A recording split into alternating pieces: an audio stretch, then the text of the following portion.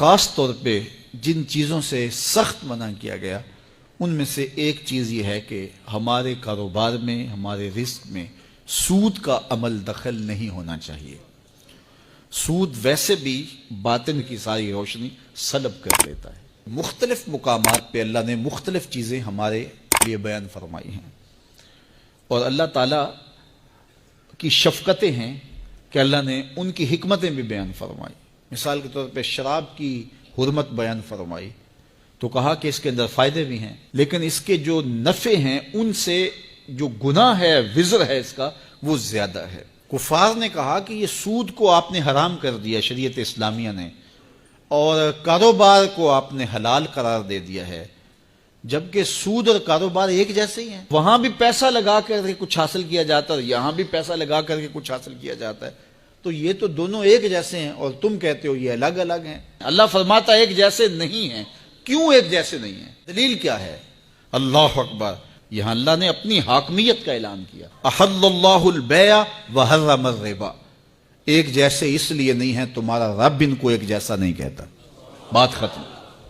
ذرا غور کیجئے، یہاں اللہ چاہتا تو دلائل کے انبار لگا دیتا کہ سود سے یہ جو ہے وہ تمہیں تکلیفیں ہوں گی، اس طرح کاروبار برباد ہوگا، یہ بے چینیاں ہوں گی، اس طرح تمہاری معیشت لٹے گی، اس طرح تمہیں بے قراریاں ہوں گی، اور کاروبار سے یہ فوائد ہیں، اور علماء بیان بھی کرتے ہیں۔ لیکن یہاں اللہ تعالیٰ نے جو انداز اختیار کیا، جب کو کہا گیا کہ سود اور کاروبار ایک جیسے ہی ہیں، اللہ نے فرمایا ایک جیسے نہیں ہیں۔ دلیل کیا؟ احل اللہ البیع وحرم الربا۔ اللہ تعالیٰ نے کاروبار کو، بیع کو حلال کیا ہے اور سود کو حرام کیا ہے۔ جب تمہارا رب ایک جیسا نہیں کہتا تو ایک جیسے کیسے ہو سکتے ہیں؟ بات ختم۔ یہاں اللہ نے اپنی حاکمیت کا اعلان کیا۔ دیکھیے، بیٹے کو باپ حکم دیتا ہے تو بیٹا آگے پوچھتا ہے کیوں، تو باپ تفصیل بتاتا ہے کہ بیٹے اس کام کو کرو، اس کا یہ فائدہ ہے، یہ فائدہ ہے، تو اس کی بات سمجھ آ جاتی ہے، وہ کہتا ہے ٹھیک ہے۔ لیکن کبھی باپ اگر اس موڈ میں ہو کہ میں باپ ہوں، یہ میرا بیٹا ہے، تو وہ کہے کہ جناب کہ یہ کام کرو، تو وہ کہے کیوں، تو باپ آگے کہے کہ میں تمہارا باپ ہوں، میں تمہیں کہہ رہا ہوں، بات ختم۔ تو اس وقت کیوں کا جواب یہ ہے کہ میں باپ ہوں اور باپ کا حق ہے، جو کہے بیٹا وہ مانے۔ شاگرد کہے کیوں، تو استاد اس کی حکمتیں بیان کرتا ہے کہ جناب یہ، لیکن کبھی استاد کہے میں استاد ہوں، تمہیں کہہ رہا ہوں، جب میں کہہ رہا ہوں کہ یہ نہیں لینا، بات ختم۔ تو اللہ تعالیٰ جل شانہ نے ہمیں مختلف مواقع پر احکام کی حکمتیں بیان فرمائی ہیں۔ فرمایا کہ زنا کے قریب بھی نہ جانا، کیوں؟ انہ کان فاحشۃ وساء سبیلا، کہ یہ کھلی بے حیائی ہے اور یہ بڑا برا راستہ ہے، حکمتیں بیان کی گئی۔ لیکن جب بات یہ آئی سود کی تو پوچھا گیا کہ یہ سود کیوں حرام ہے؟ کہا تمہارا رب اس کو حرام کہہ رہا ہے، بات ختم ہو گئی۔ تو یہاں اللہ نے اپنی حاکمیت کا اعلان کیا۔ اب اگر کوئی سودی کاروبار کرتا ہے تو میرا اس سے اعلان جنگ ہے۔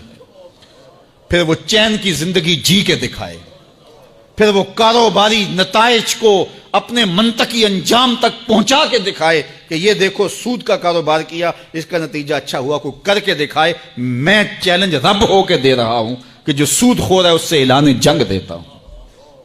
تو جب رب ہو کے کہتا ہے کہ میں اعلان جنگ دیتا ہوں، تو ایک کافر تو وہ چیلنج قبول کر لے، ایک مومن تو چیلنج قبول نہیں کر سکتا۔ اس لیے حضرت ابو ہریرہ سے مروی روایت میں ہے کہ سود کا ایک درہم ماں سے 70 مرتبہ زنا کرنے سے بدتر ہے۔ ایک درہم۔ تو کیا یہ باتیں سننے کے بعد اور یہ شرعی احکام سمجھنے کے بعد ایک مومن کا حوصلہ پڑ سکتا ہے کہ وہ سودی کاروبار کرے؟ جب رب چیلنج دے رہا ہے اور رب یہاں اس کی کوئی حکمت بیان کرنے کے بجائے دو ٹوک کہہ رہا ہے، میں کہتا ہوں حلال ہے کاروبار اور میں کہتا ہوں سود حرام ہے، بات ختم۔ اب اگر کوئی کرے گا تو میرا اعلان جنگ ہے اس سے۔ دو لوگوں کے ساتھ اللہ نے اعلان جنگ کیا، ایک کا قرآن میں سود خور کے ساتھ اللہ کے اعلان جنگ ہے، اور دوسرا حدیث میں من عاد لی ولیا فقد آذنتہ بالحرب، جو میرے ولی سے بغاوت کرتا ہے، دشمنی کرتا ہے، عداوت رکھتا ہے، اللہ فرماتا ہے میرا اس کے ساتھ اعلان جنگ ہے، میں اس کے پلے کچھ نہیں چھوڑوں گا جو میرے ولی سے دشمنی رکھتا ہے۔ تو اپنے کاروبار میں کبھی بھی آپ سود کا کوئی عنصر کسی روپ کے اندر بھی داخل نہ ہونے دیں، اللہ کے حکموں کی خلاف ورزی نہ کریں، پھر دیکھنا کیسے طمانیت آتی ہے۔